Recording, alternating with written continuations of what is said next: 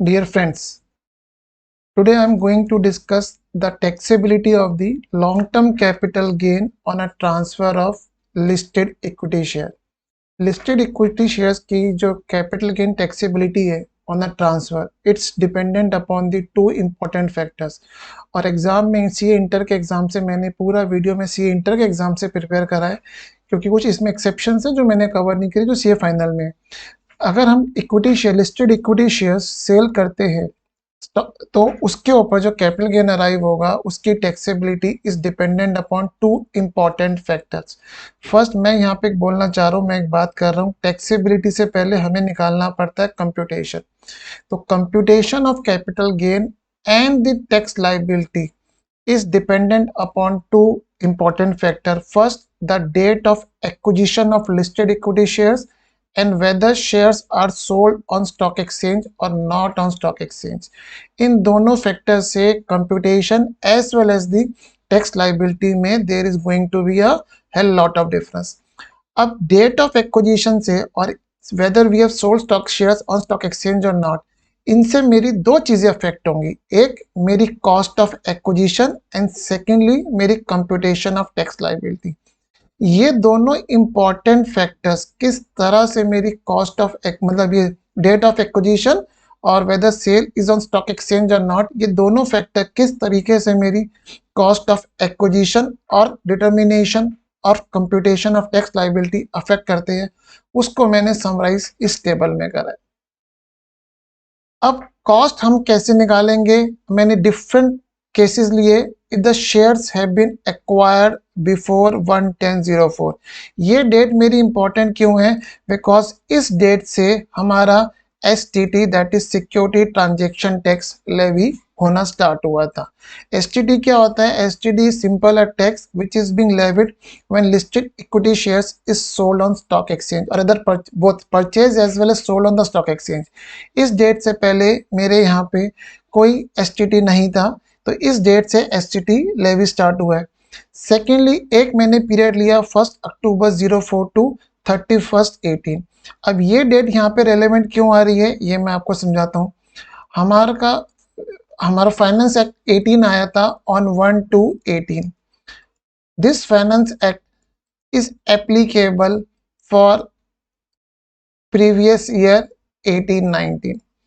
इस previous years अब तक मतलब इस फाइनेंस एक्ट ने क्या चेंज करे थे, इस फाइनेंस एक्ट ने LTCG on listed equity share sold on stock exchange जो पहले एग्जेम्प्ट था, इस फाइनेंस एक्ट ने 1/4/18 से उसको टैक्सेबल कर दिया था। तो यहाँ पे फाइनेंस एक्ट ने कुछ आपको एक तरह से मैं बोलूँगा बेनिफिट दिया था for enhancement of the cost. इसलिए मेरा एक जो ब्लॉक एक पीरियड बन गया 1 अक्टूबर 04 से 31/1/18 एंड देन ऑन और आफ्टर 1/2/18। आप अप्रिशिएट करोगे कि ये सारी डेट्स मेरे रेलेवेंट क्यों है। इसको मैंने अब यहाँ पे एक मैट्रिक्स बनाया है, यहाँ पे मैट्रिक्स में क्या लिया, एक्विजिशन डेट ले रहा हूँ और यहाँ पे मैट्रिक्स में मैंने राइट साइड में ले लिया whether sold on stock exchange और not sold on stock exchange. तो एग्जाम में भी जब आपको क्वेश्चन आएगा तो you need to focus on these two matrices. If shares have been acquired before 1/10/04 and it has been sold on stock exchange, हमारा relevant previous year November 22 के लिए हमारा प्रीवियस ईयर कौन सा है, 21-22 से if shares have been sold in previous year 21-22 on stock exchange and they have been acquired before 1/10/04 then the cost will be governed by a case 1 जो मैंने यहाँ पे डिस्क्राइब करा है। तो एक मेरा जो ब्लॉक बना, एक जो मेरी मैट्रिक्स बनी, वो मैट्रिक्स बनेगी कि शेयर्स मैंने 1 अक्टूबर 04 से पहले लिए और उसको बेचा कहाँ पे, प्लेटफॉर्म पे, स्टॉक एक्सचेंज पे। दूसरा मैंने एक ब्लॉक पीरियड लिया 1/10/04 टू 31/1/18।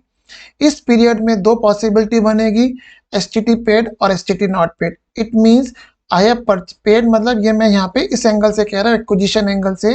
STT पेड का मतलब यहाँ पे हो गया कि we have purchase on stock exchange, purchase on stock exchange. अगर हमने शेयर स्टॉक एक्सचेंज पे परचेज करे होंगे तो हमने STT पे करा होगा। And there could other case also कि जहाँ पे हम लोगों ने स्टॉक एक्सचेंज के प्लेटफॉर्म पे परचेज नहीं करा है, अदर परचेज करा है, वहां पे STT पेड नहीं करा होगा। तो इस पीरियड के दौरान अपने दो ब्लॉक बनेंगे, STT paid, STT not paid. उस केस में कॉस्ट कैसे डिटरमाइन करेंगे, वो हमारा कहाँ से आ रहा है, केस 1 है। In rest of the cases हमको ज्यादा फोकस नहीं करना है, what is the actual cost of the listed shares that we will take. Means हमको सिर्फ दो ही चीजें में ध्यान रखनी है। अगर शेयर 1 अक्टूबर 4 से पहले लिए sold on stock exchange, cost will be determined by case 1 जो अभी डिस्कस करता हूँ। और अगर मैंने इस पीरियड के दौरान शेयर्स लिए 1 अक्टूबर 04 टू 31 जनवरी 18, तो इस पीरियड में केस 1 है। अब यहाँ पे एक नोट इंपॉर्टेंट मैंने यहाँ पे लिखा है आपके लिए। अगर हमको 1 अक्टूबर 04 और 31 जनवरी 18 के बीच में लिस्टेड बोनस शेयर मिले या ईसॉप मिले, उन लोगों उस चीज पे तो मैंने एसटीटी पे नहीं करा होगा क्योंकि वो तो स्टॉक एक्सचेंज पे नहीं मिले, but the in that case the cost will be govern by the 1 है। स्टूडेंट्स को ध्यान रखना है बेसिकली कि अगर हमको बोनस मिला है या हमको ईसॉप मिले इस पीरियड में, तो हमारा कॉस्ट कैसे गवर्न होगा, 1 है, even though we have not paid STT. ये स्पेशल एक पॉइंट ध्यान रखना है। अब केस 1 में हमारी कॉस्ट कैसे डिटरमाइन होगी, it will be higher of step 1 amount and lower of these two. यहाँ पे मैंने केस बिल्ड करता हूँ, आपको समझ में आएगा। Let's say I have acquired the shares on 1/4/2003। मैंने एक्वायर करे 100 रुपीज के, पहले वाला केस ले रहा हूँ। एफएमवी इस दिन है 31 जनवरी 18 की 150, सेल प्राइस है 200। तो हम पहले क्या लेंगे, इसका लोअर लेंगे 150, फिर हम इसका नंबर का इस नंबर का हायर लेंगे 150। It means though my actual cost was 100, but by virtue of the special provision it will be replace to 150। ये मैंने केस कब लिया, अगर मैंने शेयर्स 1401 के बाद एक्वायर करे। अब मैं केस लेता हूं जहां पे मैंने शेयर्स 1401 के लिए, ताकि एक चीज आपको क्लियर हो जाएगी वाली। से मैंने शेयर लिए 1499 को, उस दिन मैंने परचेज करे ₹100 के। ऑन 1401 इसकी जो एफएमवी थी, एफएमवी थी 1, एफएमवी थी अब यहाँ पे से 150, सेल प्राइस 200। तो यहाँ पे ये जो मैं बेसिक कॉस्ट लूंगा अपनी पे, सबसे पहले यहाँ पे मेरी बेसिक कॉस्ट कितनी हो गई 120। अब मैं ये दो कंपेयर करूंगा, इसका लोअर कितना हो गया 150। अब मैं इन दोनों को कंपेयर करूंगा, इसका हायर कितना हो गया 150। It means for computing the cap gain my cost will be replace to 150। और ये हम सारे कब केसेस में कर रहे हैं, मैंने ऊपर टॉप पे लिखा है यहाँ पे लॉन्ग टर्म कैपिटल गेन। ये हमको फोकस रखना है। This entire working, this entire my discussion is when there is a long term capital gain. और ये आपको बता दूं, लिस्टेड इक्विटी शेयर पे लॉन्ग टर्म कैपिटल गेन कब होगा, when the holding period is more than 12 month, तभी हमारा लॉन्ग टर्म कैपिटल गेन होगा। ये आपको पता होगा। मैं यहाँ पे सिर्फ बता रहा हूँ कि मेरी जो computation and taxability है, it's a contingent upon two factors, date of acquisition and sold on stock exchange or not, and these two factors affect the cost of acquisition and computation। अभी मैं cost पे बात कर रहा हूँ।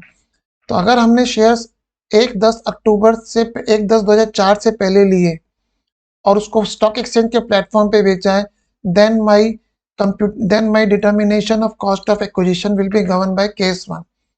और अगर मैंने इस पीरियड के अंदर शेयर्स एक्वायर करे and I have been sold and the shares have been sold on stock exchange, then the case cost will be govern by case 1 है।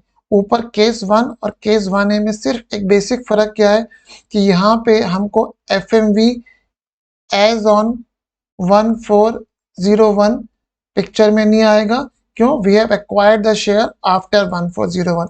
अदरवाइज पूरा केस 1 और केस 1 कॉमन है, सिर्फ मैंने बाइफरकेट करा है so that in exam we should not feel confuse.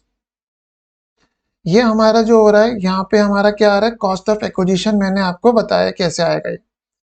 अब यहाँ पे जो एफएमवी लेने हैं, इस एफएमवी के लिए भी लॉ में मैकेनिज्म दिया है, इट्स वेरी सिंपल। इसमें कोई कंफ्यूजन की बात नहीं है। If shares are listed on recognized stock exchange, recognized stock exchange आपकी नेशनल स्टॉक एक्सचेंज और बॉम्बे स्टॉक एक्सचेंज दो आ रही है। अगर हमने जिस दिन 31 जनवरी 18 को अगर shares are listed on stock exchange, then हमारी एफएमवी कैसे लेंगे? If there was a trading on 31 January 18, then the FMV will be the higher price on recognized stock exchange on this date. If there is a no trading on 31st January 18, then the higher price on a day immediately preceding 31st 118 will be taken as the FMV value. जिस दिन आपका मतलब suppose मेरा share 31st 118 को trade नहीं हुआ, मेरा share trade हुआ 2118 को, इस दिन जो भी शेयर्स की हाईएस्ट ट्रेडिंग प्राइस गई होगी that will be taken as the FMV यहाँ पे जो हम बात कर रहे हैं। There is another possibility, shares are not listed on the recognized stock exchange on 31st January 18 but listed on the date of sale. For example, एक company है, मैंने उस कंपनी के शेयर लिए इस डेट को, at that point of time the company was unlisted. The company listed on this date and I immediately sold on stock exchange platform. Now अब हमारा यहाँ पे इसकी जो कॉस्ट है it will be govern by the case 1, जो ये कहता है इसकी एक्चुअल कॉस्ट लेंगे हम 31 जनवरी 18 की एफएमवी लेंगे और हम कंपेयर करेंगे sale price. Now on 31 January 18 this share was unlisted. How to determine the FMV, उसके लिए लॉ ने मैकेनिज्म दिया। If shares have been acquired before 1401, in that case the FMV law ने क्या प्रिस्क्राइब कर दिया है? Cost in CI stand for cost inflation index. से मैंने शेयर लिया 1400 को for 120। Now FMV on 31st 118 हम कैसे लेंगे? 120। सपोज ये शेयर हमको यहाँ इस डेट की एफएमवी लेनी है तो यहाँ पे मैं लूंगा cost inflation index of 2017-18 upon 100। इस तरह से ये जो नंबर आ गया it will give you the FMV as at 31st 118। और अगर मैंने शेयर्स सपोज लिए यहाँ पे एक, सपोज मैंने शेयर्स जो लिए वो मैंने लिए 1/4/2007 को, तो हमारा यहाँ पे कैसे आएगा? 120 से एक्विजिशन प्राइस है CI of 2017-18 upon CII of 2007-8, ये मेरा FMV आ जाएगी। तो ये एक स्पेशल पॉइंट है जो जनरल स्टूडेंट मिस कर जाते हैं। ये हमारे मॉड्यूल में पूरा उन्होंने समझा रखा है और इसके ऊपर क्वेश्चंस के आने की पॉसिबिलिटी है जो मैंने आपको केस समझाया। तो यहाँ पे अभी तक हम लोगों ने कैप्चर करा how to determine the cost of acquisition and which is dependent upon when shares have been acquired and whether sold on stock exchange और नॉट। तो ये हमको दो ही केस ध्यान रखने, case 1 A, otherwise in rest of the cases it will be the your actual cost. अब हम देखते हैं कि ये तो हमने पार्ट करा कि how this factors determine the cost of acquisition. अब how the whether we sold on stock exchange और not and what did we purchase it affect the taxability also. अब यहाँ पे भी देखो जो रेड में मैंने मार्क करे सेक्शन 112 है, स्टूडेंट्स को ध्यान होगा इन ये तीन ध्यान रखने, बाकी रेस्ट ऑफ में सेक्शन 112 है। मीन शेयर्स अगर मैंने एक्वायर करे before 1st October 04 and they have been sold on stock exchange, then taxability will be governed by section 112A, which says tax liability will be 10% of LTCG in excess of 1 lakh and LTCG to be computed without indexation. This is the section 112A taxability which prescribe the special rate of taxation. तो special rate कब लग रहा है मेरे पास? जब मैं stock exchange पे बेच रहा हूँ। अब इसके अंदर तीन पॉसिबिलिटी बन रही है। मैंने शेयर एक्वायर करे बिफोर 1/10/04, मैंने शेयर एक्वायर करे 1/10/04 to 31st January 18 and STT has been paid. And thirdly, shares have been acquired after 1 to 18 but STT has been paid on the shares. तो इन तीन केसेस में शेयर्स जब मैंने acquire करे और उसको स्टॉक एक्सचेंज पे बेचा है, then taxability will be governed by 112A.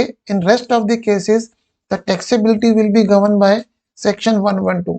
Section 112 क्या बोलता है कि in case of listed equity shares की बात कर रहा हूँ, you need to compute first of all LTCG without indexation and then you compute the 10% amount on that LTCG. Then you compute LTCG with indexation and you then compute LTCG at the rate of 20% on that amount. जिस case में भी आपका LTCG tax में जिस case में भी आपका tax कम आएगा, on that basis you will compute LTCG. अभी मैं एग्जांपल डिस्कस करूंगा, एग्जॉस्टिव एग्जांपल है जो मैंने बिल्ड करा है, इससे अपने को बिल्कुल क्लैरिटी आ जाएगी हाउ दिस जो मैं अब डिस्कस कर रहा हूँ ये प्रोविजन किस तरह से we have to attempt it implement. और इम्पॉर्टेंट पॉइंट जो है हमारी 112A और 112 की टैक्सेबिलिटी के लिए बताता हूँ. ये मैंने लाइन लिखी है, benefit of unexhausted amount of maximum amount not chargeable to tax. It means अगर हम बात कर रहे हैं एक नॉन सीनियर सिटीजन की, तो नॉन सीनियर सिटीजन में up to 2.5 lakhs there is a no taxability. It means अगर मेरी कोई LTCG सपोज 2 lakhs है तो क्या टैक्सेबिलिटी आएगी? No, because it has not cross the 2.5 lakh limit. Example देता हूँ, एग्जाम्पल से स्टूडेंट्स को बेटर क्लियर हो जाएगा. सपोज मेरी इनकम फ्रॉम अदर सोर्स है 2 lakh rupees and my LTCG under 112A is coming to be 2,10,000. My total income is 4,10,000. In this case, up to 2.5 lakhs, there is a no taxability, but here remains the what amount? 50,000, which is unexhausted amount out of basic amount not chargeable to tax. In this case, this unexhausted basic amount will be deducted from LTCG to arrive at this taxable LTCG. Now, in this case, the taxable LTCG comes to 160, up to 1 lakh, no taxability. So, my taxability is will be on 60,000, 6,000. ये हमारा amount हो गया. तो ये जो मैं बताना चाह रहा हूँ, benefit of unexhaustive amount of maximum not chargeable to tax, I hope ये क्लियर हो गया होगा. चैप्टर 6 से रूल आउट हो गया. 87A is also rule out. In this case, even though our this amount total income is up to 5 lakh, less than 5 lakhs, assessee is entitled to 87A rebate. But यहाँ पे IOS जिस amount के ऊपर rebate मिलनी है पूरा नील हो गया है. इन this case the taxability solely on account of 112A और 112A के टैक्स के ऊपर रिबेट नहीं मिलती. हेंस हेयर मुझे 87A की रिबेट नहीं मिलेगी. 112 में the benefit of unexhausted amount of maximum not chargeable to tax मिलेगा. चैप्टर 6 से नहीं मिलेगा, 87A की रिबेट मिलेगी. मीन्स 112A में जो स्पेशल पॉइंट है वो ये है, हमको 87A की रिबेट नहीं मिलेगी. तो means students will appreciate that simply मैंने शेयर स्टॉक एक्सचेंज पे बेचे या नहीं बेचे, या मैंने उसको जब परचेज करा है उसके ऊपर STT पे करा है नहीं करा, the computation mechanism as well as the taxability amount will all together change. तो एग्जाम में जब क्वेश्चन आएगा, we need to focus on this matrix and for determination of cost of acquisition and on this matrix for computing the tax liability. मैं example पे लेके चलता हूँ, exhaustive example बना है which will help students to appreciate this concept. Mr. A, I am assuming Mr. A is non-senior citizen. Purchased 1,000 shares of listed company on 1/4/99 at 10 per share. He was allotted bonus share as under 1/4/2000 1,000 share, 1/4/2010 2,000 shares, 1/4/19 1,000 shares. और ये जो सारा मैंने number लिखा है, this is cost inflation index. ये मैंने respective year का आपके लिए यहाँ पे कॉस्ट इन्फ्लेशन इंडेक्स लिख दिया. Now let's see what is the other data in a question. FMV as at 1401 is 20 per share. FMV as of 31st 18 is 70 rupees per share. He sold 8000. ये मेरा data misprint हो गया. Total number of shares हमारे पास यहाँ पे कितने आ रहे हैं? 1000, 2000, 4000, 5000. He sold 5000 share on 31st 22. उस 21-22 का cost inflation index 317 for 130 shares. अब उसने ये शेयर्स कैसे बेचे हैं? उसको जो ओरिजिनल शेयर्स मिले थे उसमें से 700 शेयर उसने स्टॉक एक्सचेंज पे बेचे, 300 नॉन स्टॉक एक्सचेंज पे. पहला जो बोनस मिला उसमें से 600 शेयर्स उसने बेचे आपके स्टॉक एक्सचेंज पे, 400 नॉन स्टॉक एक्सचेंज पे. सेकंड बोनस जो मिला उसमें से 1500 शेयर हमने स्टॉक एक्सचेंज पे बेचे, 500 शेयर नॉन स्टॉक एक्सचेंज. 500 जो लेटेस्ट बोनस मिला उसमें से ऐसे कह रहा. मैंने ये क्वेश्चन सिर्फ एक कॉम्प्लेक्सिटी बिल्ड करने के लिए, अंडरस्टैंडेबिलिटी के लिए बनाया है, किस तरह से हम अटेम्प्ट कर सकते हैं. एग्जॉस्टिव क्वेश्चन है. हम इसको थोड़ा सा भी प्रैक्टिकल चीज से लिंक नहीं कर रहे. आप बोलोगे सर डीमैट में हम कैसे बाइफरकेट कर सकते हैं, मैं उस पार्ट पे भी नहीं जा रहा हूँ. मैं सिर्फ कॉम्प्लेक्सिबिलिटी बिल्ड करिए so that we can appreciate understand the concept. अब यहाँ पे जो मैंने ये शेयर लिए इसके ऊपर मेरा क्या लग जाएगा? केस 1 लगेगा. ये शेयर जो लिए इसके ऊपर मेरी कॉस्ट निकालने के लिए केस 1 लग जाएगा. ये जो शेयर लिए इस पे केस 1A लग जाएगा. And in the rest of the cases there will not be any change in the actual cost. जो एक्चुअल कॉस्ट है, कॉस्ट ऑफ एक्विजिशन है, वही मेरी यहाँ पे रहेगी. अब इसको मैंने कॉस्ट कैसे निकाली है? मैंने यहाँ पे लिखा है मेरी यहाँ पे जो परचेज करी है उसकी कॉस्ट कितनी आ रही है? 10 रुपीज. रेस्ट की 00 बोनस है. FMV at 01 20 ये एप्लीकेबल है, ये एप्लीकेबल नहीं है because the shares were allotted after 1401. FMV 31st March 18 यहाँ पे रेलिवेंट है, यहाँ रेलिवेंट है, यहाँ रेलिवेंट नहीं है. क्यों? शेयर्स वर acquire after 31st March 18. Actual sale price मैंने यहाँ बिल्ड कर दी. अब यहाँ पे ओरिजिनल, यहाँ पे जो शेयर्स है these have been acquired before 11004 and sold on stock exchange. अब इस केस में मैं कैसे लूंगा? ये मेरी हायर कॉस्ट है, इसका मैंने 20 ले लिया, ये मेरी रिप्लेस हो गई. मुझे इसका लोअर लेना है, मैंने इसका लोअर नंबर कितना लिया? 70. अब मुझे इसका हायर लेना है, इसका हायर नंबर 70 आ गया. सेम यहाँ पे मैंने इसका हायर लिया 20, मैंने इसका लोअर नंबर लिया 70. इन दोनों का जो मेरा हायर कितना आ गया? 70. ये दोनों जो मेरी कॉस्ट है, ये दोनों मेरी कॉस्ट कौन सी हो गई? जिस तरह से हमने केस 1 समझा है. अब यहाँ पे आते हैं, यहाँ पे 1401 एप्लीकेबल ही नहीं होगा because shares have been acquired after that date. तो यहाँ पे सिंपली मैं क्या लूंगा? इन दोनों की लोअर कॉस्ट. और इसके बाद ये जो मेरी कॉस्ट आ रही है 0, इन दोनों का जो हायर होगा वो लूंगा 70. तो वो 70 नंबर मेरा यहाँ पे आ गया. इसकी कॉस्ट 0 थी, एक नंबर बिल्ट हो गया. इन दोनों का लोअर और इन दोनों का हायर, तो ये 70 मेरा बिल्ट हो गया. And these shares have been acquired after 31st March 18. इसमें बोनस शेयर है तो बोनस शेयर की आपकी कॉस्ट ऑफ एक्विजिशन नील होती है. इसके लिए यहाँ पे मैंने नॉट एप्लीकेबल लिख दिया. कॉस्ट ऑफ एक्विजिशन आपकी नील हो गई यहाँ पे. तो ये हमने देखा कि किस तरह से, अगर हमको क्लैरिटी है कि हमने क्वेश्चन आते ही इमीडिएटली मार्क कर लिया किस केस में मेरे को कॉस्ट ऑफ एक्विजिशन पे वर्किंग करनी है, and in rest of the cases the cost will be the actual cost. अगर बोनस है तो नील हो गई, और बोनस नहीं है तो जो मेरे एक्चुअल कॉस्ट है. अब ये तो हमने कॉस्ट ऑफ एक्विजिशन निकाल लिया. अब हम वर्क करते हैं कि हमको अब LTCG वर्कआउट करना है. कैसे निकालते हैं? पहले मैंने लिया LTCG on the sale of shares sold on stock exchange. ये हमने बिल्ड करा था. हमने कितने? हमने 700, 600, 1500, 700, 600, 1500 ये बेचे. सेल प्राइस मेरी 130 है.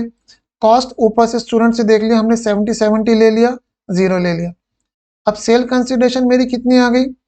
70 इंटू 130, 60 इंटू 130, और यहाँ पे कितनी आ गई? ये मेरी सेल कंसिडरेशन आ गई. कॉस्ट मेरी यहाँ पे आ गई 700 इंटू 70, 600 इंटू 70, 1500 इंटू 70 और यहाँ पे मेरी कॉस्ट 0 हो गई। तो यहाँ पे मेरा जो LTCG आ गया वो इन दोनों को माइनस करके आ गया, because this LTCG is govern by section 112A और 112A में हमको इंडेक्सेशन नहीं मिलता even if shares are the long term capital asset. तो यहाँ पे मेरा जो LTCG अलग अलग शेयर्स पे हम वर्कआउट करेंगे, ऐसे केसेस में कभी भी हम कंबाइन नहीं करेंगे सारे शेयर्स को, otherwise it will create a confusion among the students. So 42, 36, 90 and 65 is my LTCG on the respective shares sold on the stock exchange in previous year 21-22 and the total amount comes to the 2,33,000। ये part कौन सा हो गया, जो shares हमने stock exchange पे बेचे। अब मैंने लिया the shares which have not been sold on the stock exchange. अब वो शेयर्स कितने कितने आ रहे हैं ऊपर आपको दिखाता हूँ, 300, 400, 500, 500, 300, 400, 500, 500। अब यहाँ पे there is a no special provision for substituting the cost of acquisition. Sale price ये ले लिया जो गिवन है। अब यहाँ पे कॉस्ट ऑफ एक्विजिशन इसकी 20 थी, इसकी इवन तो बोनस था but bonus was given before 1400 1401, तो 1401 की FMV will be taken as the cost of the bonus share which is 20। rest in the rest of the cases the cost of the bonus share will be taken as the nil। यहाँ पे हम लोगों ने जब ऊपर stock exchange पे बेचा था तो हमने FMV ऑन 31 मार्च 18 सब्स्टिट्यूट कर दी थी, बट यहाँ पे क्योंकि मैं बोनस शेयर स्टॉक एक्सचेंज पे नहीं बेच रहा हूँ और shares have been acquired after 1401, there will be no substitution of the cost of the bonus share, it will be remain 0, इसलिए यहाँ पे हमने इनको 0 बिल्ड करा है। अब मैंने यहाँ पे रिस्पेक्टिव इंडेक्स कॉस्ट भी निकाल ली है, क्योंकि 112A में that for taxability we need to compute LTCG in two manner, first without indexation and secondly with indexation। तो इसलिए मैंने यहाँ पे इंडेक्स कॉस्ट भी बिल्ड कर लिए जो हम लोगों ने ऊपर इंडेक्स दिया था, कॉस्ट इन्फ्लेशन इंडेक्स मैंने दिया था। जैसे हमारा यहाँ पे हम देखते हैं कॉस्ट इन्फ्लेशन इंडेक्स जो आ रहा है 63, ये नंबर कैसा है मैं आपको बताता हूँ। हमने शेयर्स बेचे हैं प्रीवियस ईयर 21-22 317, यहाँ पे जो नंबर आया ये हमारा नंबर आया है 20 इंटू 317 अपॉन 100, बिकॉज हमारा जो शेयर्स है they has been acquired before 1401। अब हमने दो केसेस में निकाला टैक्सेबिलिटी, फर्स्ट विदाउट इंडेक्सेशन, ये हमारा प्राइस आ गया 300 इंटू 130, 400 इंटू 130, 500 इंटू 130, 500 इंटू 130। हमने विदाउट इंडेक्सेशन निकाला, कॉस्ट मेरी कितनी आ गई 300 इंटू 20, 400 इंटू 20, ये मेरा आ गया LTCG आ गया मेरा यहाँ पे। अब हमने इस LTCG के ऊपर विदाउट इंडेक्सेशन है 10% कंप्यूट करा, तो 10% कंप्यूट करके we just arrive at a number. Now we arrive at the LTCG with indexation. तो यहाँ पे जो विद इंडेक्सेशन मेरा अमाउंट आया LTCG आया, इस पे मैंने 20% अप्लाई करा, and in all these cases the 10% amount is coming to be the less. It means my applicable LTCG for taxability will be 33, 44, 65, 65, the total comes to be 207,000। तो ये मेरा टोटल LTCG आ गया which is taxable under 112। अभी यहाँ पे इसके बाद भी देर इज अ कॉम्प्लेक्सिटी, वो मैंने नीचे बिल्ड करी अभी। ये अभी तो हमने सिर्फ अलग अलग शेयर्स के ऊपर LTCG निकाल लिया कि 112A में कितना अमाउंट आ रहा है और 112 में कितना अमाउंट आ रहा है। अब वो then we need to find out the total tax। अब यहाँ पे हमको maximum amount not chargeable to tax 112A में भी मुझे मिलता है और 112 में मिलता है। अब लॉ ने कहीं प्रिस्क्राइब नहीं करा प्रायोरिटी कि आपको in case they are two types of long term capital gain, आपको maximum amount not chargeable to tax पहले कहाँ से कम करना है. It's up to the assessee which minimises tax liability. We need to take that position. मैंने यहाँ पे केस बिल्ड करा. सबसे पहले मैंने 112A से लेस करा, तो 112A से 233 लेस कर दिया and then 17,000 the balance amount 250 में से यहाँ लेस कर दिया. इट मीन्स 112A का अमाउंट कितना हो गया हमारा, गेन 0, एंड 112 का टैक्स कितना बच गया, 190. It means the total taxable income is 1,90,000. Now 112A का यहाँ पे जो इनकम आई है, here we need to compute the tax at the rate of 10%. हम लोगों ने टैक्स 10% कंप्यूट करा.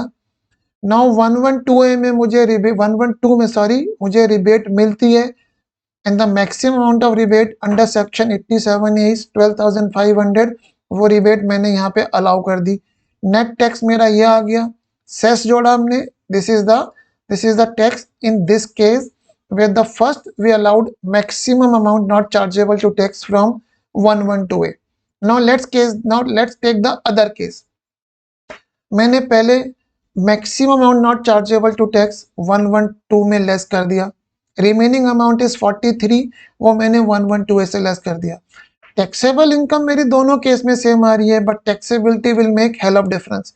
यहाँ पे भी 112 में टैक्स कितना है, 10% अप्लाई कर दिया. But what is the major difference, rebate हमको 112A में नहीं मिलेगी. तो नेट टैक्स हमारा 19.4% सेस टोटल टैक्स आ गया.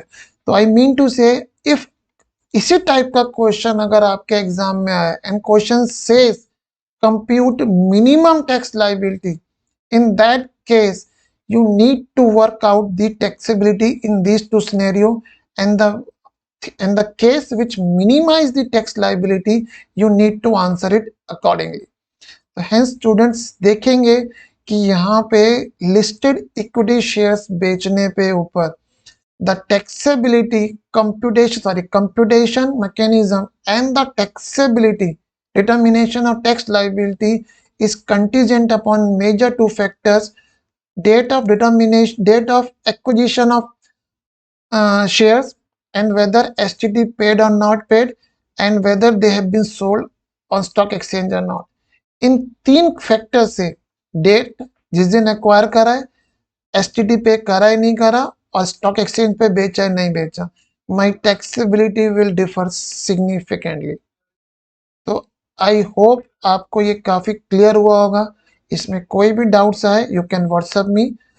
तो